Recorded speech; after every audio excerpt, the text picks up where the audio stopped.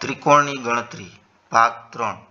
અહીંયા ત્રિકોણની અંદર જો ચોરસ આપેલા હોય તો તેમાં ત્રિકોણની ગણતરી કઈ રીતના કરી શકાય તે જોઈએ। અહીંયા તમે જોઈ શકો છો કે અહીંયા ચોરસ આપેલું છે તો તેની અંદર 4 ભાગ પડેલા છે, એટલે એના જેમાં ચોરસમાં 4 ભાગ પડેલા હોય તો તેના ત્રિકોણ છે એ 4 ગુણ્યા 2 એટલે કે 8 થાય છે। એટલે આપણે અહીંયા જે આ ચોરસ છે તેના 8 ત્રિકોણ અહીંયા ગણવામાં આવેલા છે, એટલે 4 દૂને 8। હવે આપણે એ સિવાય તો કે અહીંયા 1 અને અહીંયા 2 એમ બીજા વધારાના 2 ત્રિકોણ અહીંયા બને છે, એટલે એને 8માં આપણે 2 ઉમેરીએ એટલે અહીંયા 10 ત્રિકોણ થાય છે। ત્યારબાદ અહીંયા જોઈએ કે ચોરસ સિવાય તમે જોશો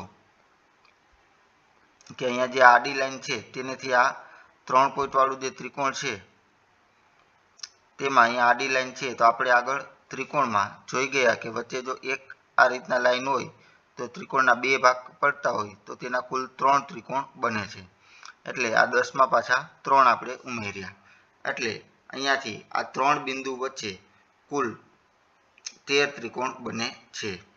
તેવી જ રીતના આ જ પ્રમાણેની આકૃતિ અહીંયા આપણે જોવા મળે છે, જેમાં પણ 3 બિંદુ વચ્ચે ત્રિકોણ બને છે અને એમાં એક ચોરસ આપેલું છે તો તેમાં પણ કુલ 13 ત્રિકોણ બને છે, એટલે આ બંને જગ્યાએ એ મળીને 13 ત્રિકોણ એટલે કે કુલ 26 ત્રિકોણ અહીંયા બને છે।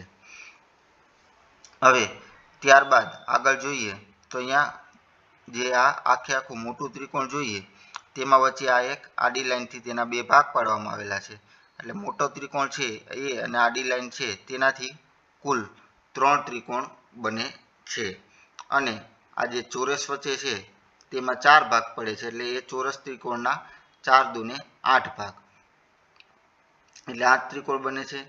એટલે આ એક ભાગના 13 ત્રિકોણ, આ બીજા ભાગના 13 ત્રિકોણ, અહીંયા ચોરસના 8 ત્રિકોણ અને અહીંયા જે મોટું ત્રિકોણ છે તેના બીજા 3 ત્રિકોણ, એટલે બધાનો જો સરવાળો કરીએ તો કુલ અહીંયા 37 ત્રિકોણ બને છે। તો ત્રિકોણની ગણતરીની અહીંયા આપણે 37 થાય છે।